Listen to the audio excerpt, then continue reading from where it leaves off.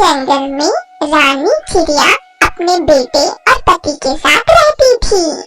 एक दिन सनी अपनी माँ से जिद करता है कि मुझे बाहर ले जाइए। सनी के पापा, सनी और मैं यही नदी की तरफ जा रहे हैं। मैं यहीं पर ही हूँ, आप दोनों जल्दी से आ जाना और अपना ध्यान भी रखना। सनी अपनी मम्मा के साथ नदी के पास जाता है। मम्मा, क्या आप भी अपनी मम्मा के साथ इसी नदी पर आया करती थी? हाँ सनी बेटा, मेरी मम्मा मुझे यहीं पर पानी पिलाने के लिए लाया करती थी जब मैं बहुत छोटी थी। क्या आपकी मम्मा आपसे प्यार करती थी? हाँ बेटा, मेरी मम्मा मुझसे बहुत प्यार करती थी। क्या आप भी मुझसे उतना ही प्यार करती हो जितना आपकी मम्मा आपसे करती थी? हाँ बाबा, हाँ, जितना मेरी माँ मुझसे प्यार करती थी उससे ज्यादा मैं आपसे प्यार करती हूँ बेटा। जब मैं छोटी थी बिल्कुल आपकी तरह ही अपनी माँ से सवाल किया करती थी। सनी और चिड़िया इसी तरह से बात कर रहे थे कि अचानक पीछे से एक चील आती है और सनी को अपने मजबूत पंजों में उठाकर वहाँ से भाग जाती है। चिड़िया को मौका ही नहीं मिलता सनी को उस चील से बचाने का। वो तो रोने लग जाती है। मेरा सनी, मेरे बेटे को बचाओ कोई, वो चील मेरे बेटे को उठाकर ले गई है। वो मार देगी मेरे बेटे को, मेरे बेटे को वो मार देगी। फिर वो वापस अपने घर जाती है। वो उठाकर ले गई जी, मेरे बेटे को चील लेकर गई। वो मेरे सनी को मार देगी। कुछ कीजिए सनी के पापा, कुछ कीजिए वरना वो चील हमारे बच्चे को मार देगी। क्या ये क्या हो गया? मैं बचाऊंगा अपने बेटे को। आप शांत हो जाओ रानी, वो चील अभी नहीं खाएगा हमारे बेटे को। मेरे पिताजी कहा करते थे कि चील अपना शिकार रात को खाते हैं। अब क्या करें हम, वो चील तो बहुत शक्तिशाली है। चलो हम दूसरे पक्षियों के पास चलते हैं, उनसे मदद मांगकर कोई योजना बनाते हैं। वो दोनों पति पत्नी कबूतर के पास जाते हैं। ये तो बहुत बुरा हुआ, आप घबराइए मत, हम सब मिलकर किसी तरह से हमारे सनी को बचा लेंगे। अब हमें क्या करना होगा? कालू और सुंदरी के पास जाते हैं, वही कुछ ना कुछ उपाय बताएंगे, मुझे पूरा विश्वास है। चलो उन दोनों के पास जाते हैं। चारों मिलकर कौवों के पास जाते हैं। कौवा और कौवी अपने घर के बाहर ही खड़े हुए थे। सुंदरी बहन, मेरी सनी को बचा लो। सुंदरी बहन, मेरे सनी को बचा लो, वो चील मेरे बेटे को मार देगी। क्या सनी को चील उठाकर ले गई है? हाँ सुंदरी, हमें जल्दी ही कुछ ना कुछ करना होगा, अगर देर हो गई तो सनी को चील खा लेगी। कालू आज मेरा साथ दो, आज मेरे बेटे को चील उड़ाकर ले गई है, कल किसी और पक्षी को उड़ाकर ले जाएगी वो जालिम चील। वो चील बुरी जरूर है परंतु वो इतनी शक्तिशाली है कि हम सब मिलकर भी उसका मुकाबला नहीं कर पाएंगे। क्यों नहीं कर सकते? सब चलो मेरे साथ, मैं उसका मुंह तोड़ दूंगी उस चील की बच्ची का। सुंदरी, वो चील है, कालू कौवा नहीं, जो तुमसे डर जाएगी। मैंने एक योजना बनाई है, हमें क्या करना है, आप मेरा यहीं पर इंतजार करो, मैं जाकर आता हूँ वो चील के पास। कालू, कुछ हमें भी बताओ, क्या योजना बनाई हो तुम? कालू उन सबको अपना प्लान बताता है। फिर कालू चील के पास जाता है। आज तो दावत होगी मेरी, नरम नरम मांस खाऊंगी मैं। नरम मांस बहुत दिनों के बाद जो मिला है मुझे। मैं पहले इसकी आंखें खाऊंगी, फिर इसका दिल, और फिर आहिस्ता आहिस्ता तुझे ही खा जाऊंगी।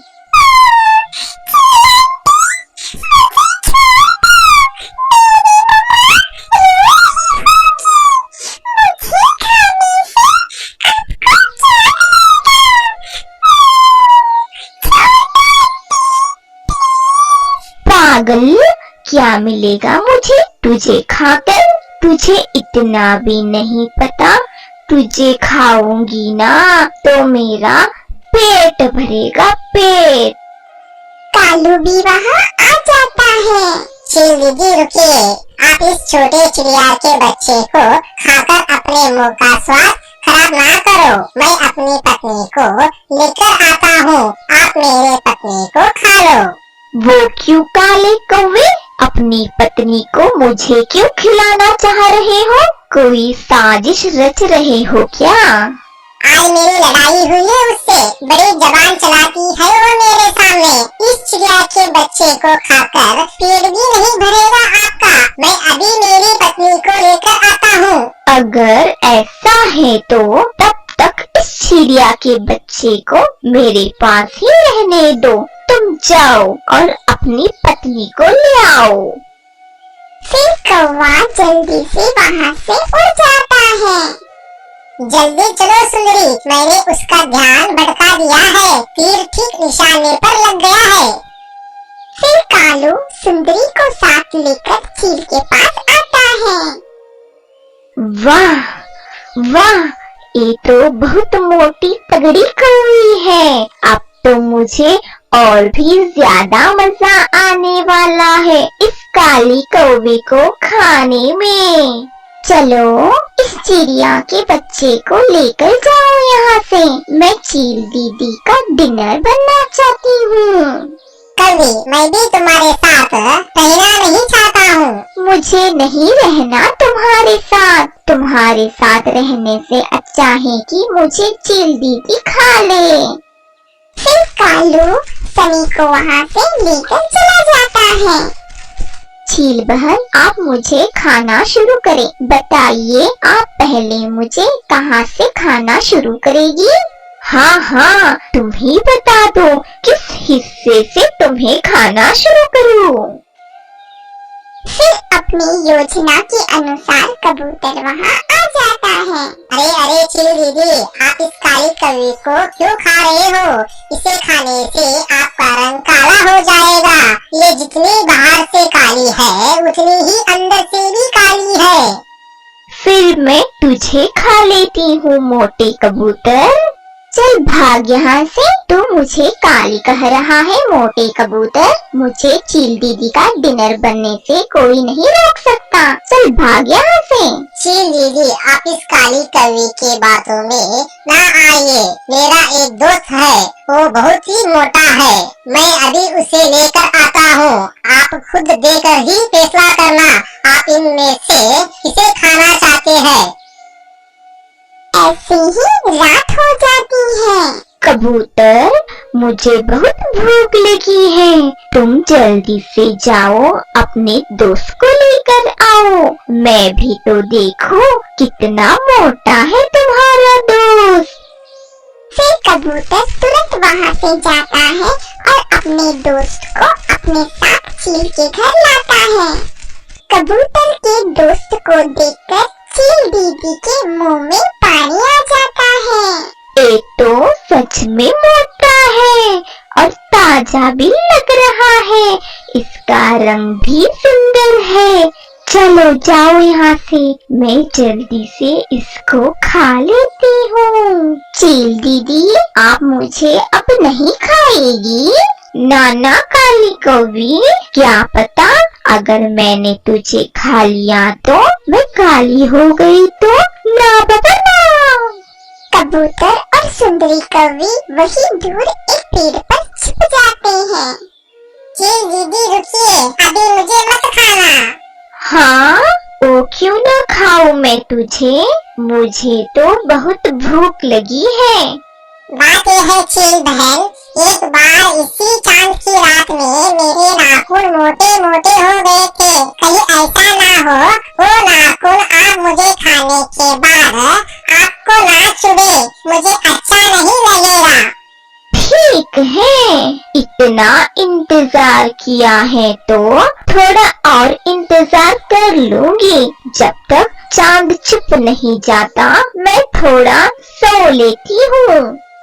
फिर चील को नींद आ जाती है और वो गहरी नींद में सो जाती है। जैसे ही चील सोती है दूसरे पक्षी भी वहाँ आ जाते हैं और सब पक्षियाँ मिलकर घोंसले को उठा लेते हैं और उसे गहरी नदी में छोड़ देते हैं। चील पानी में डूबकर मर जाती है।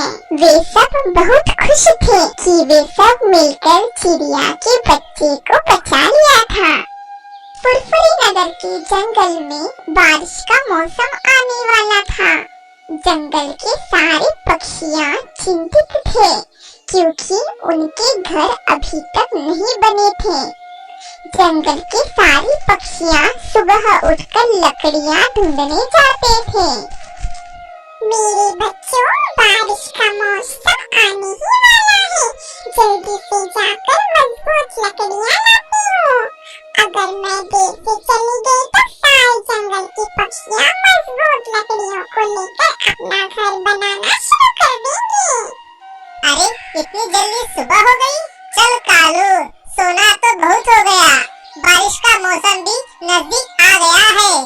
जल्दी से जाकर लकड़ियाँ ढूंढता हूँ। अगर मैं नहीं गया तो जंगल के दूसरे पक्षी सारे लकड़ियाँ ले जाएंगे। जल्दी चल कालू। अरे तोते, हर दिन सिर्फ लाल मिर्ची ही ढूंढते रहते हो।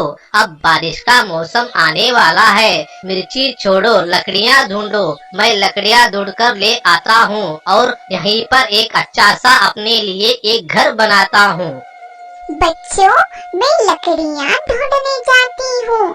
पता नहीं मुझे मजबूत लकड़ियाँ मिलेंगी या फिर नहीं।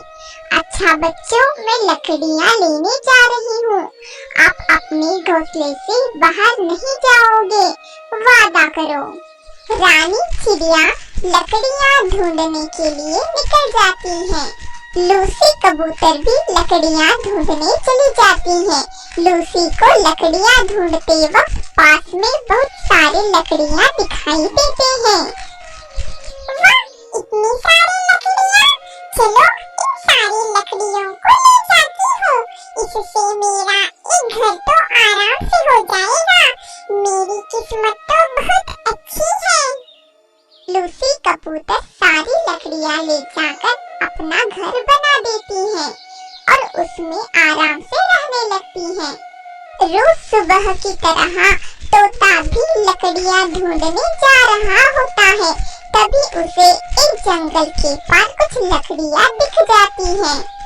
चलो, आखिरकार मुझे लकड़ियाँ मिल गई है। अभी इन लकड़ियों को ले जाकर मैं भी अपना एक घर बना सकूंगा। फिर तोता भी अपना एक घर बना लेता है और उसमें रहने लगता है। फिर रानी चिड़िया और कालू कौवा दोनों अपने अपने घर बनाने के लिए लकड़ियाँ ढूंढ रहे होते हैं। कितनी देर हो गई है, लकड़ियाँ तो मिल ही नहीं रही हैं। अब बारिश का मौसम है, बारिश तो कभी भी हो सकती है। अब मैं क्या करूँ?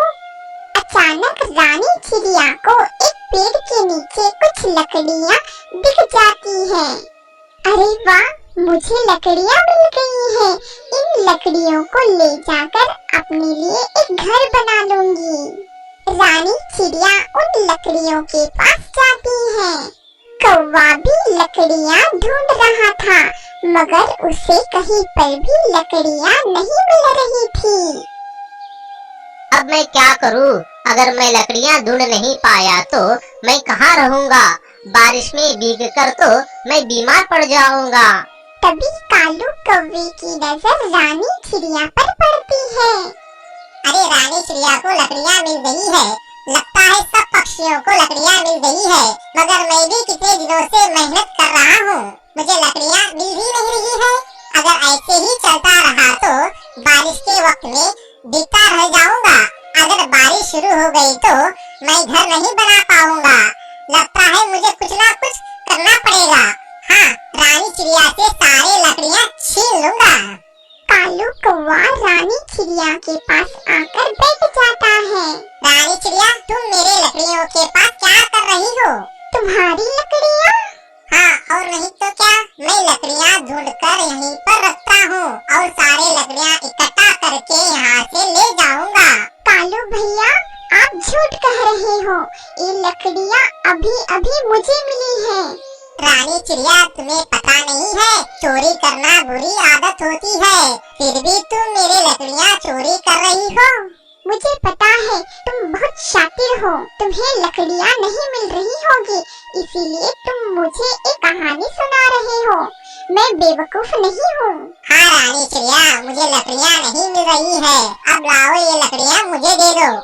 नहीं नहीं कालू भैया, मैं तुम्हें ये लकड़ियाँ नहीं दूंगी।